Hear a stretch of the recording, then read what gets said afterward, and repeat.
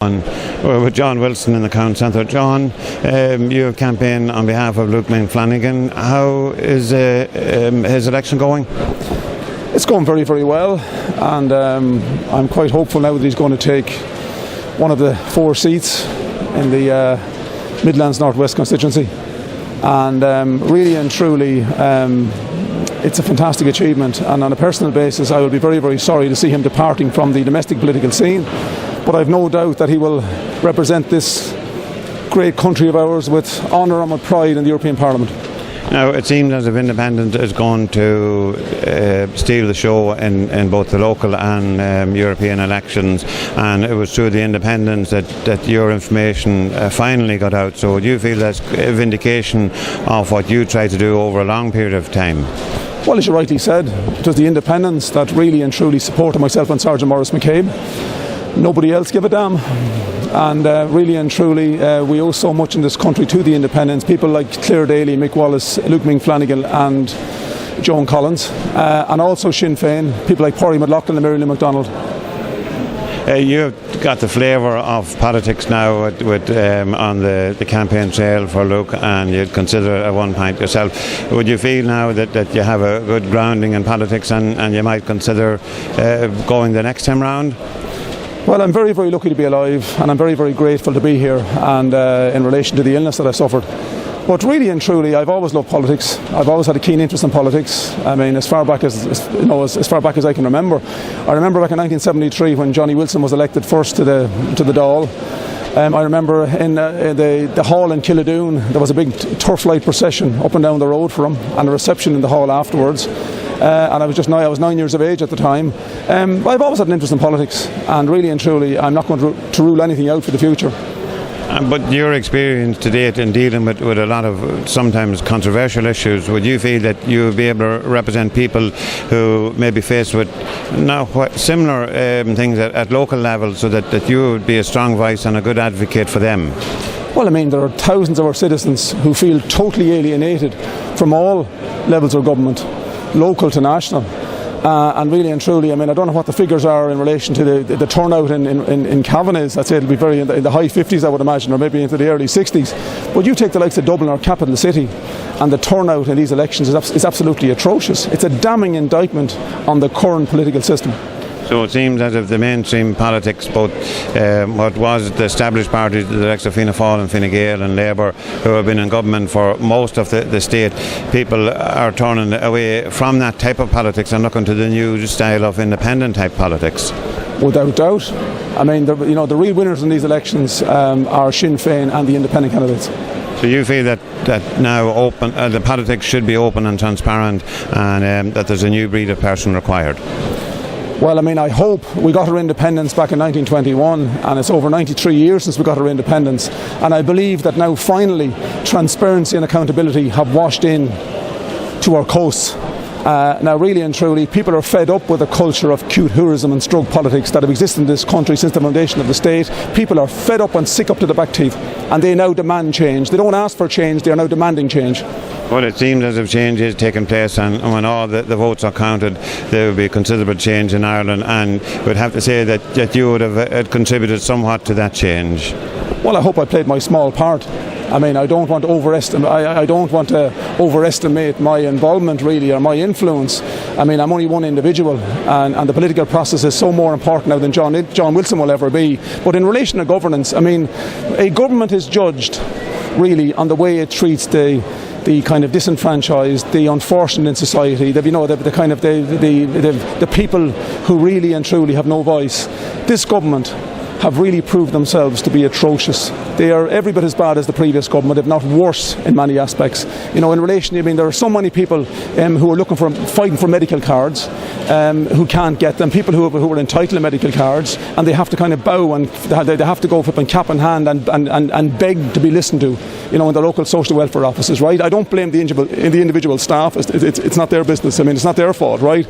I'm aware of one case in particular where a young girl, she's 5 years old, and she has Down syndrome. She was recently assessed, right, and during the assessment she showed herself up to be very, very bright, and because of that bright assessment, right, she is in danger now of having her special needs assistant withdrawn, Disgraceful, disgraceful, disgraceful. There's been quite an amount of high-level write-ups in the national newspapers on similar issues where people have been asked for long-term illnesses, when are they going to get cured. So you feel that there's still a little bit to go towards getting those type of issues resolved once and for all for people, very vulnerable people in the society. As I said, that's the first responsibility of any government, not just this junta, but of every government, right, is to take care of the people less fortunate in society. And these poor individuals who are left in limbo, they very often have to beg for the services that they are entitled to. They have to beg for the services. Really decent individuals who are in genuine need. There is no doubt about the nature of their needs. But yet the government just kind of, it leaves them in a position where they have to fight and they have to go cap in hand begging for the services that they are legally and lawfully entitled to. And now the fallout has been at the highest level with the Minister and the Commissioner, and John Wilson has still a lot to contribute. So you feel that now things are starting to move in the right direction? Well, you can add, the Secretary General of the Department of Justice, Brian Purcell, he now has to go. His position is no longer tenable. When you have Leo Varadkar coming out, the Minister coming out and saying that the Department of Justice is not fit for purpose, how can the Secretary General remain on in his job after a government minister comes out with that statement? His position is totally untenable and he should be removed at once.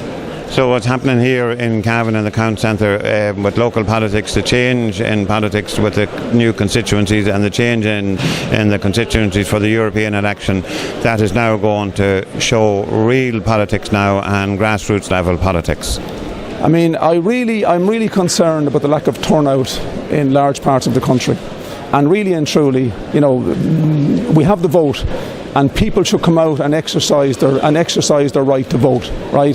People cannot then, when an election is finished, people cannot come along then and start criticising or condemning if they haven't even bothered coming out and voting themselves. Right? It is vitally important. You see, it proves beyond doubt, the apathy that exists in the country here. People believe that they have no connection to the governance of the country, which is very, very sad, because what happens is then you have these radical little extreme left-wing groups and right-wing groups. They breed from this discontent, and if the mainstream parties have so far forgotten about the disenfranchised, but it's time that they woke up to the realpolitik that exists in Ireland at the moment. Yeah, but you're an inspiration to ordinary people in a sense, in that you were an ordinary person at one stage with a very important issue and you pursued it to the very, very end, even at some personal cost. But it's an inspiration to everyone else who feels that get into politics, get into their local politicians to make sure that they achieve what they really want for both themselves and their community. And you're an inspiration, and it proves that by the determination that you can achieve the ultimate goal of getting what you want at local level. Well, both myself and Sergeant McCabe were obstructed at every level. We were obstructed at every turn. In relation to the Gearan inquiry that examined the serious and shocking allegations that Sergeant McCabe had made in relation to his time as Sergeant in charge of the Bailieborough Garda district, the Gearan report found that 100% of Sergeant McCabe's allegations were credible. Every single allegation that he made was deemed to be credible. Right? But Sergeant McCabe, since 2008, was repeatedly obstructed by Garda management in relation to these matters. He wanted to have these matters dealt with within Garda Síochána, but he was repeatedly obstructed. Right? In relation to your general point, yes, I believe that the people of Ireland are now demanding change, and they're demanding a new type of politics. And I believe that the only people capable of delivering this change are independent candidates. And as we've seen also as a result of these elections, Sinn Féin are now the fastest growing political party in this country. So it seems as if the future is bright with the new breed of politics in Ireland. John Wilson from the County Centre in Cavan, thank you very much. You're welcome.